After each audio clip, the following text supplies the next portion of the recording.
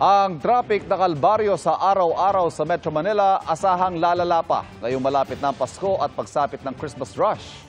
Ang tugon ng mga otoridad para ibsan ang bigat ng trapiko, alamin sa aking pagtutok. Pansin niyo bang bumibigat ang daloy ng trapiko nitong mga nakarang araw, lalo na sa EDSA? Sa datos ng Metro Manila Development Authority o MMDA, hanggang nitong November 25, umalo sa mahigit 464,000 na sasakyan ang dumaraan sa EDSA kada araw.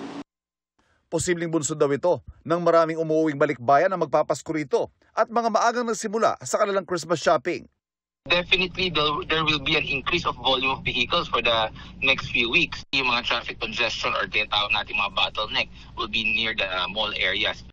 Kaya naman kahit weekend, traffic. Kahit araw ng linggo, makikita natin nagkakaroon ng pagbigat ng daloy ng trapiko dito sa EDSA sa bahagi bago dumating ng North Avenue kung saan matatagpuan ang dalawang malalaking mall. Ayon sa MMDA, asahan ang patuloy na pagbigat pa ng daloy ng trapiko dahil sa Christmas rush. Ang mga traffic enforcer ng MMDA extended duty na rin. Simula noong November 18, alas 11 na ng umaga hanggang alas 11 ng gabi ang mall hours. Kung gusto ng malls na hanggang madaling araw sila bukas, mas mabuti pa ho yun. Ano ho ba ang layunin natin dito? Na huwag sumabay ang mga mall goers dun po sa rush hour sa gabi.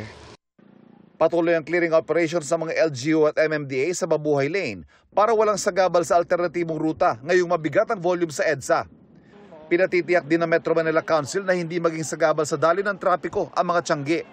Panawagan nila sa mga motorista.